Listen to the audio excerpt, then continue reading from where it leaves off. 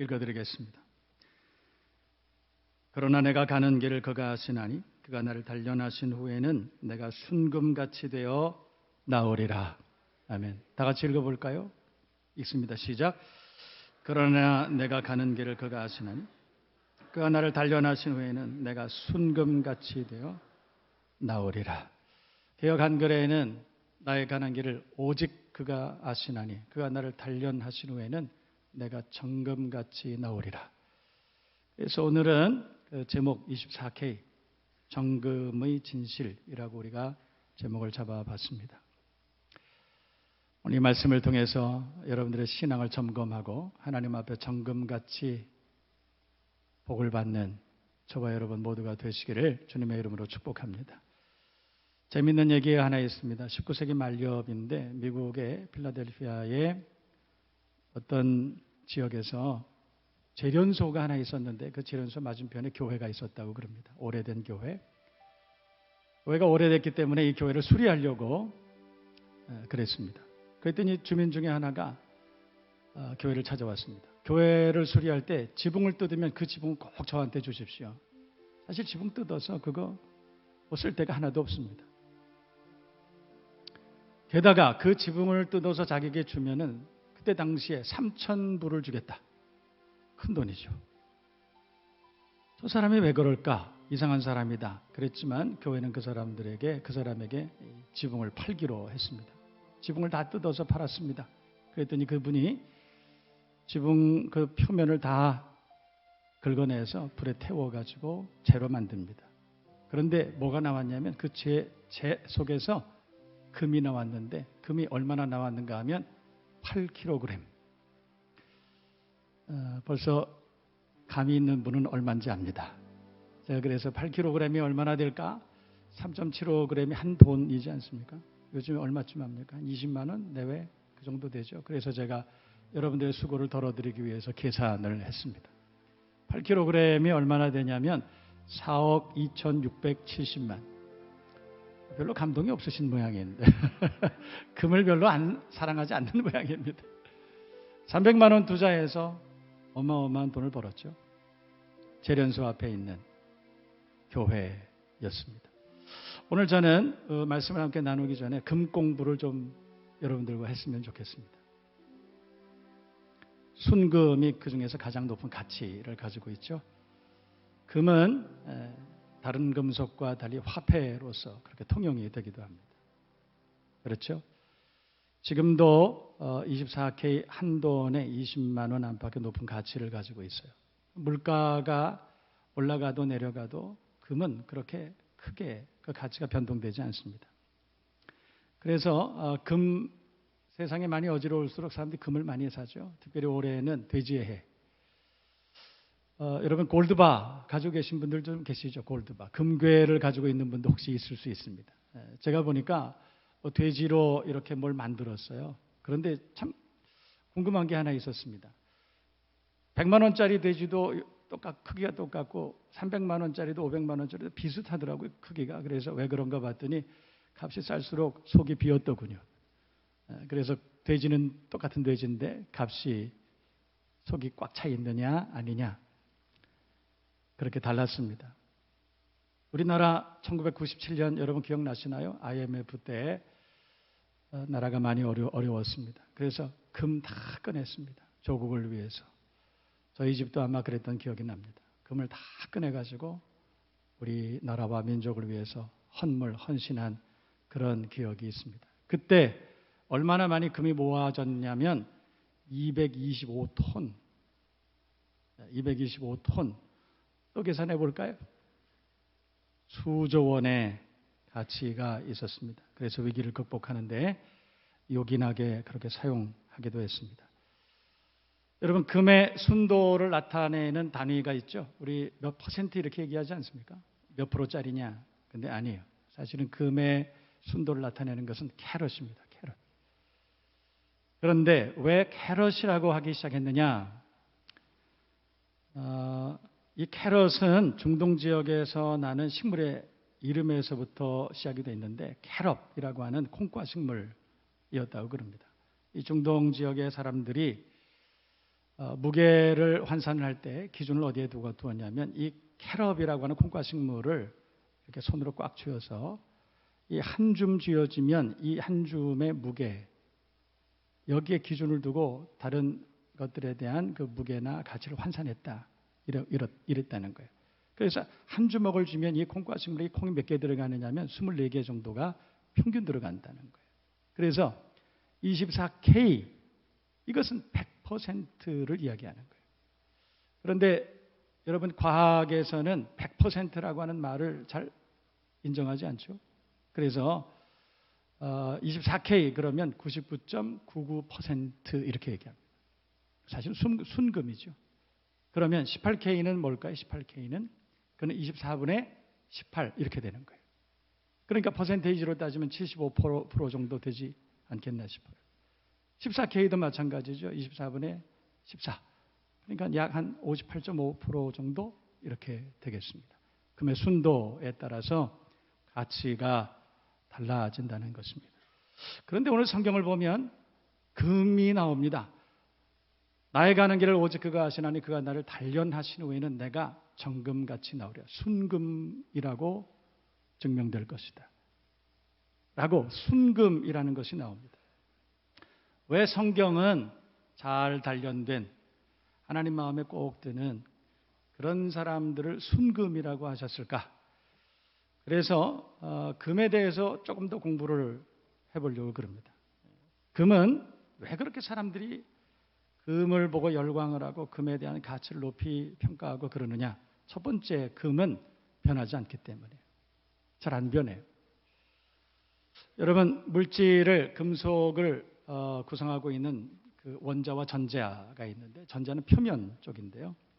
다른 금속과 달리 금은 전자의 이 전자가 표면을 거의 꽉 채워서 그렇게 구성하고 있기 때문에 안정성이 있다고 그럽니다. 그래서 웬만하면 산화되지 않습니다.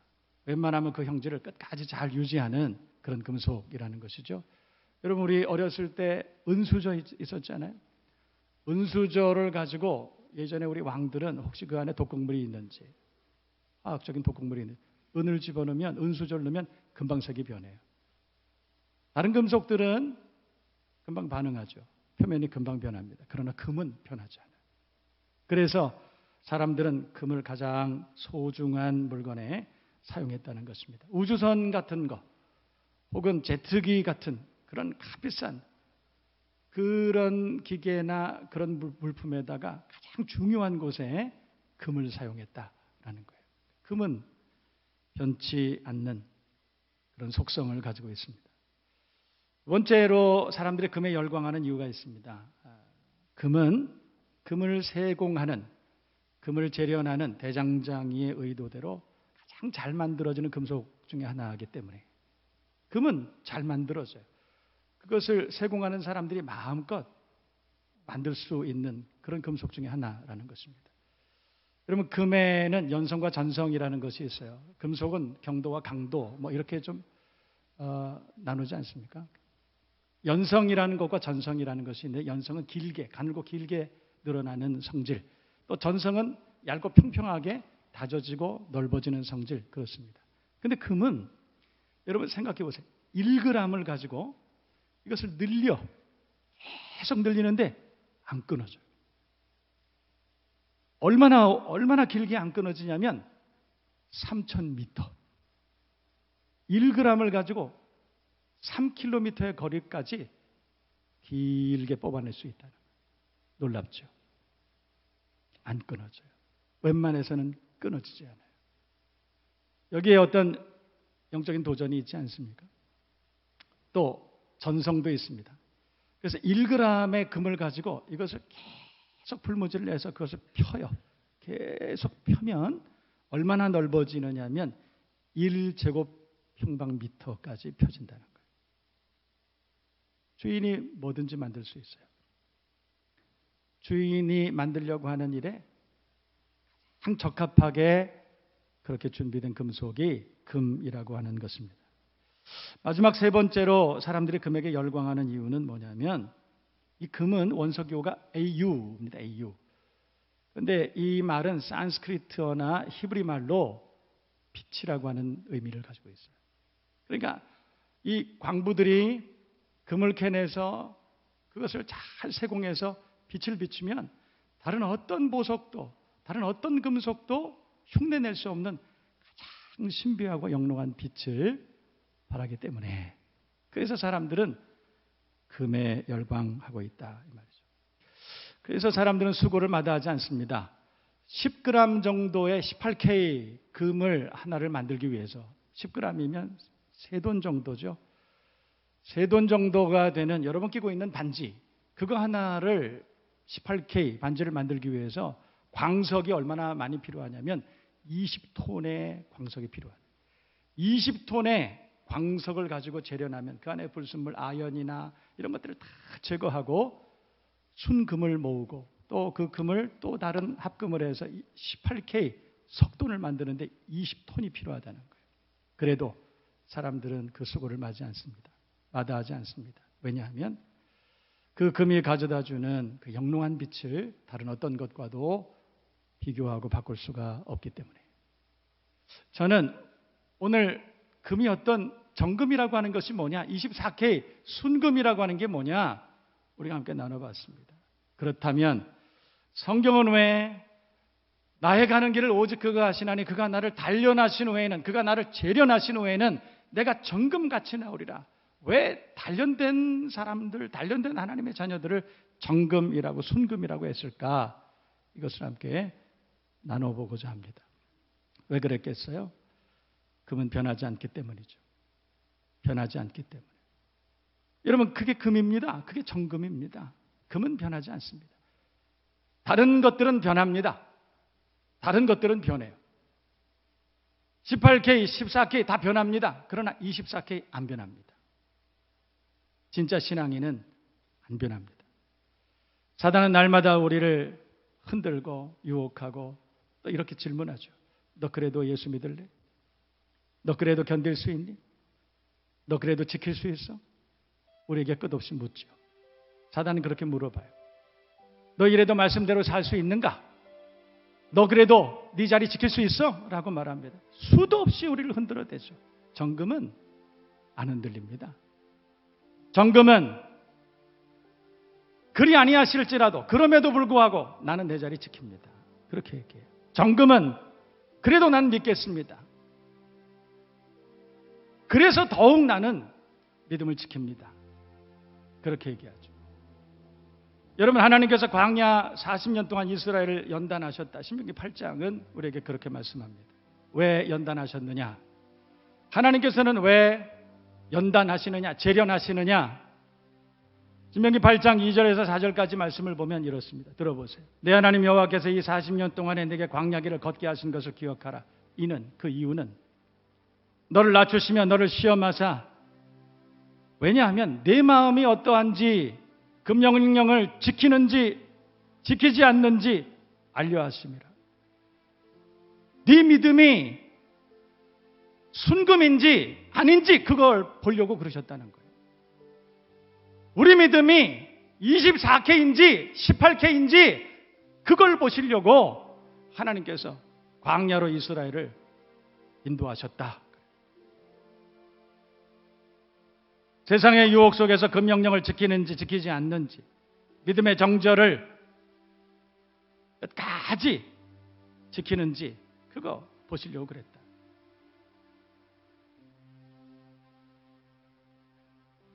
그러나 오늘 성경을 보면 신명기 8장 15절에 의복에 헤어지지 아니하고 부르지 아니한 이유를 말합니다. 너를 인도하여 그 광대하고 위험한 광야 곧 불뱀과 정갈이 있고 물이 없는 간조한 땅을 지나게 하셨으며 또 너를 위하여 단단한 반석에서 물을 내셨으며 네 조상들도 알지 못하던 만나를 광야에서 내게 먹이셨나니.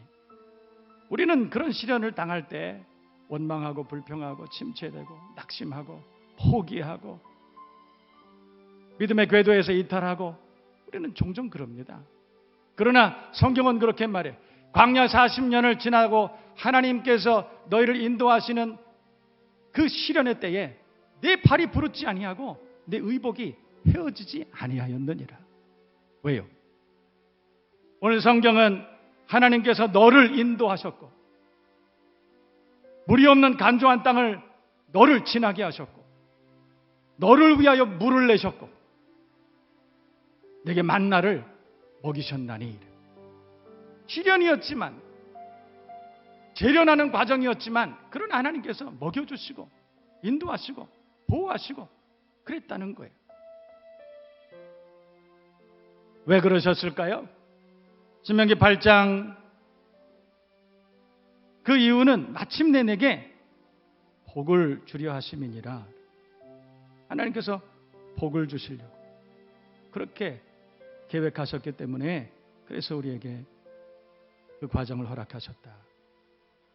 여러분, 그러므로 정금은, 진짜 금은 의복에 헤어져도 발이 부르터도 그 하나님을 확신합니다. 곤란하고 핍박 가운데 있고 질병, 가난 가운데 있다 하더라도 진짜 정금은 간조한 땅을 지나게 하시고 물을 내시고 만나를 주시는 그 하나님을 확신하죠. 결단코 포기하지 않습니다. 견고하여 흔들리지 않습니다. 변하지 않습니다. 여러분, 금은 변치 않습니다. 진짜 정금은 변치 않습니다. 어떤 시련이 우리에게 찾아온다 할지라도 변치 않는 믿음의 소유자가 되시기를 주님의 이름으로 축복합니다. 두 번째는 대장장의 의도대로 잘 만들어지기 때문에 그래서 사람들은 금을 선호합니다. 수용적이죠. 유연합니다. 순종적이라는 그런 뜻이에요. 두드리는 대로 대장장의 손에 자신을 맡긴다는 것입니다. 자기의 생각이나 고집이나 편견을 가지지 않습니다. 자기 의의를 드러내지 않는다, 이런 뜻이에요. 십자가 예수님처럼 도살할 양같이 순종합니다. 모리아산으로 올라가는 아브라함과 이삭같이 묵묵히 하나님의 뜻을 확신하고 순종하면서 기다립니다. 그래서 검증된 정금이라고 보증을 받게 되었다는 것이죠. 여러분, 그렇게 잘 세공된, 그렇게 정밀하게 정교하게 잘 만들어진 금은 고가에 거래됩니다. 명품이 되는 것이죠. 여러분, 우리가 하나님께서 계획하신, 하나님이 디자인하신 그 연단을 잘 이겨내면, 순종함으로 주님께 온전히 다 맡겨드리고 그 과정을 잘 끝내면 명품이 된다는 것이에요. 여러분 모두가 그런 모든 과정들을 잘 이겨내고 명품같이 쓰임받는 정금이 되시기를 주님의 이름으로 축원합니다. 축복합니다. 여러분, 신약 성경을 보면 예수께서 예루살렘에 올라가셨을 때 거기 바리새인, 서기관, 사두개인들 정말 똑똑한 사람들 많았습니다. 그런데 예수님께서 올라가셔서 그분들을 보고 독사의 자식들아, 그분들을 책망하신 기사가 성경에 기록되어 있어요. 여러분, 사실 우리가 상식적으로 살펴보면 예수님께서 그분들에게 그렇게 말씀하실 필요가 없습니다. 여러분, 그분들 어떻게 사셨는지 아세요? 예배드리는 것 철저하게 합니다. 기도하는 삶은 그분들을 따라갈 수가 없습니다. 날마다 하나님의 말씀을 암송하고 묵상하고 연구하고 하나님 앞에 헌신하고 헌금하고 사역을 하고, 여러분, 그분들을 따라갈 방법이 없어요. 그럼에도 불구하고 예수님께서는 그들을 만나서 독사의 자식들아, 회칠한 무덤이라고 그들을 책망하셨어요. 왜 그랬을까요? 18K였기 때문에 그렇습니다. 14K였기 때문에. 자기 의의를 가지고 있었습니다. 자기 생각을 중심으로 살아가고 있었습니다. 자기 뜻에 순종하며 살았습니다. 하나님의 뜻에 순종하는 것이 아니라 자기 생각대로 예수를 믿어, 자기 생각대로 교회를 섬기고 자기 생각대로 신앙생활을 하는 거예요. 적지 않은 노력을 했지만 결과는 정반대가 되었습니다. 여러분이 아시는 것처럼 사사시대 모두가 율법적인 삶을 바르게 산 것처럼 보였습니다. 그러나 하나님께서 그들을 책망합니다. 자기 소위에 옳은 대로 살았더라. 하나님의 말씀대로 산 것이 아니고 하나님의 뜻대로 산 것이 아니라 자기 생각대로 살았다. 자기 의를 가지고 살았다. 자기 의라고 하는 프레임을 가지고 그 안에 들어오면 인정하고 그 안에 들어오면 순종하고 그 밖에 있는 것들은 내 생각이 아니니까, 내가 가지고 있는 이데올로기가 아니니까 그것을 순종하지 않습니다. 오히려 불평하고 대적하고 반대합니다. 그래서 하나님은 그들을 책망하셨다는 거예요. 여러분, 정금은 자기를 내려놓는 사람이에요. 하나님의 뜻에 온전히 순종하는 사람, 그럴 때 아름다운 명품이 만들어지는 줄로 믿습니다. 이해되시면 아멘. 세 번째로, 여러분, 정금은 빛이라고 하는 뜻이에요. 그래서 금을 추출해내는 과정이 만만치 않지만 사람들은 기꺼이 금을 캐기 위해서 수고를 마다하지 않고, 그래서 깊이 들어가서 땅 속에서, 그래서 거기에서 돌을 캐내다가 금을 재련한다는 것입니다. 캄캄한 구석구석을 광부들이 들어갑니다. 찾아냅니다. 등불을 켜고 그 깊은 땅속까지, 아무리 캄캄해도 은밀한 곳에까지 찾아가서 광석을 찾아냅니다. 여러분, 주님은 그런 분이세요. 아무리 어두워도, 아무리 형편이 좋지 않아도 하나님께서는 구석구석을 찾으시는 하나님, 광석을 찾으세요. 고난 중에 있는, 또 연약한 가운데 있는, 그런 가운데 있어도 하나님 반드시 찾아내세요. 깊은 곳을 다 뒤져서 원석을, 광석을 찾아내세요. 그리고 그것을 단련하여 정금으로 만들어주시는 좋으신 하나님. 여러분, 성경은 시편 119편 71편에 71절에 이렇게 말합니다. 고난당한 것이 내게 유익이라. 다시 말해서 연단 받은 것이 내게 유익이라. 이로 말미암아 그 연단 때문에 내가 주의 율례를 배우게 되었나이다. 67절도 고난당하기 전에는, 연단당하기 전에는 내가 그릇 행하였더니, 연단이 없었을 때는 내가 내 마음대로 살았더니, 이 말이에요. 내 생각대로 살았는데 이제는 연단 받은 이후에는 내가 주의 말씀을 지키나이다. 여러분, 고난 만났을 때 비로소 우리는 그때 말씀을 붙들지요. 고난을 만나야 말씀의 그 깊이가 깨달아져요. 고난을 당해야 말씀에 대한 신뢰가 더 깊어진다, 이런 뜻이에요. 그래서 호세아 선지자는 5장 15절에 이렇게 말했습니다. 그들이 그 죄를 뉘우치고 내 얼굴을 구하기까지 내가 내 곳으로 돌아가리라. 그들이 고난받을 때에 나를 간절히 구하리라. 저도 목회를 하면서 그런 걸 참 많이 경험해요. 고난이 찾아오니까 그제서야 다시 하나님 앞으로 돌아와요. 고난이 찾아오니까 그제서야 하나님 앞에 진정성을 가지고 찾아와요. 고난당하니까 그제서야 새벽기도 나와요.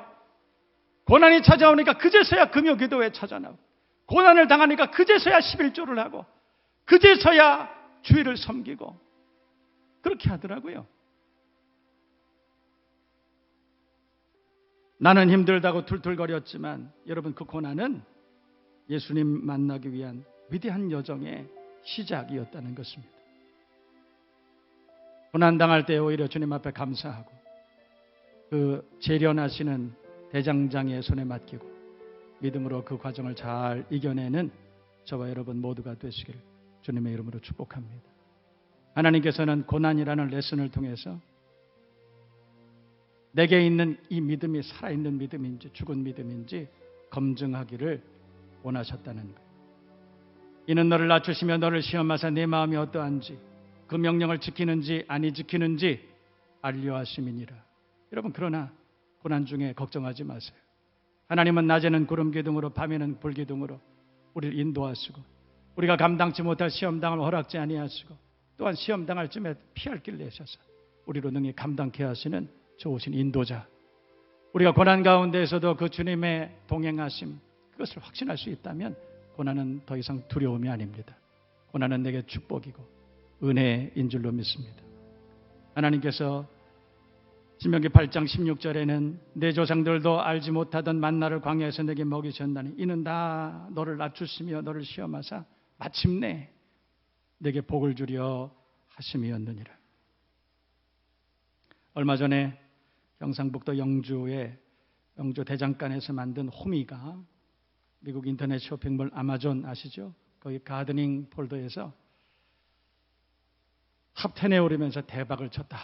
그런 기사가 났습니다. 호미, 여러분 아시죠? 호미. 저는 이 호미가 우리나라에서만 쓰는 농기구인 줄 알았습니다. 알고 보니까 세계적으로 호미를 다 쓰고 있었더군요.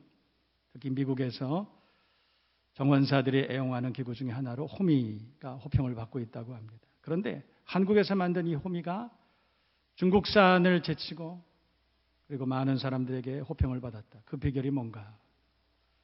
그래서 대장장이로 영주대장간, 언제 시간 나면 한번 가보세요. 51년 동안 대장간에서 대장장이로 일하시던 사장님을 찾아갔습니다. 그 사장님 그렇게 말씀하세요. 중국산 호미는 기계로 찍어낸다고 그래요. 주물을 부어서 기계로 찍어내고 나를 잘 정리해서 깔끔한 모습으로 그렇게 수출을 한다고 합니다. 그런데 그 호미는 조금 쓰다 보면 금방 휘어지고 무뎌지고 금방 무너지고 그렇게 된다는 거예요. 그런데 영주대장간에서 만든 그 호미는 단단하고 날이 서 있고 오랫동안 쓸 수 있고 비틀어지지 않는 명품이라는 것입니다. 기자가 물어봤습니다. 어떻게 이렇게 훌륭한 호미를 만들게 됐습니까? 그랬더니 한국 호미는 불에 달군 쇠 조각을 쇠망치로 두들긴대. 그래서 첫 번째 처음 모양을 만들고 그리고 또 두들겨서 호미 모양의 쇠로 다듬고 마지막에 호미의 본체를 두들기고 또 두들기고 물에 넣었다가 물에 넣었다가 물에 넣었다가 물에 넣었다가 그것을 여러 번을 반복하면서 단단한 그리고 유용한 호미가 되게 한다는 것입니다.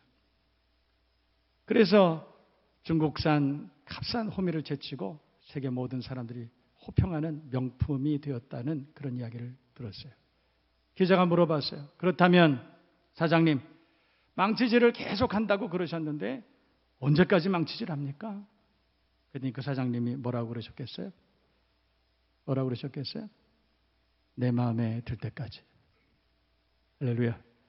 우리 옆에 있는 분들 쳐다보시고 주님은 내 마음에 들 때까지 내 마음에 들 때까지 두드리시고 명품을 만드시는 좋으신 하나님. 대장장이 마음에 들 때까지 쇳덩어리는 망치질을 당합니다. 망치질을 당하는 거예요. 최상의 호미가 되는 과정입니다. 하나님 마음에 들 때까지 망치질은 연단은 반복돼요.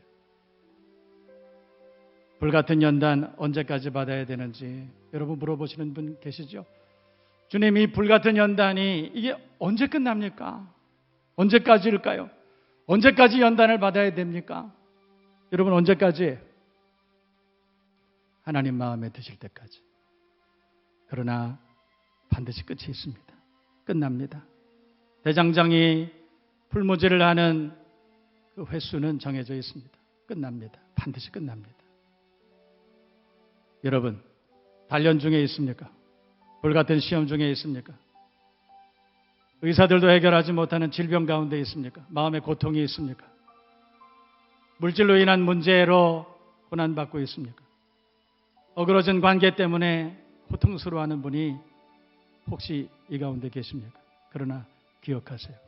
어떤 고난, 어떤 두려움, 어떤 세상의 문제가 있을지라도 나의 가는 길을 오직 그가 하시나니. 그러나 나의 가는 길을 오직 그가 하시나니. 그러나 그 고통이 아무리 심각한 아무리 어려운 통증이라 할지라도 그러나 나의 가는 길을 오직 하나님이 하시나니. 대장장이가 하시나니. 그가 나를 단련하신 후에는 그가 나를 재련하신 후에는 내가 정금이라고 검증될 것이다. 밝혀질 것이다. 아직도 반복되는 시험 가운데 있는 분이 계시다면 나를 정금이 되기까지 연단하시는 하나님을 의지하고 믿을 만한 하나님의 호미가 되기까지 잘 인내하고 믿음으로 오히려 주님 앞에 더 많이 고백하고 주님과 더 가까이 동행하는 여러분 될 수 있기를 주님의 이름으로 축복합니다. 아무리 길고 험해도 견디기 어려운 고난이라도 자존심 상하고 눈물 나도 그 망치질은 반드시 끝납니다. 이 말씀을 기억하고 승리하실 수 있기를 바랍니다. 하나님은 이런 분이십니다. 고린도후서 4장 7절에서 10절까지 말씀을 보면 우리가 이 보배를 질그릇에 가졌으니 이는 심히 큰 능력은 하나님께 있고 우리에게 있지 아니함을 알게 하려 함이라. 우리가 사방으로 우겨쌈 당하여도 쌓이지 아니하며 답답한 일을 당하여도 낙심하지 아니하며 박해를 받아도 버림받지 아니하며 거꾸로 뜨림을 당하여도 망하지 아니한다. 정금은 그런 분들이십니다. 여러분 모두가 정금 같은 믿음의 사람 되시기를 바라고 하나님 앞에 검증된 믿음의 사람 되시기를 주님의 이름으로 축복합니다.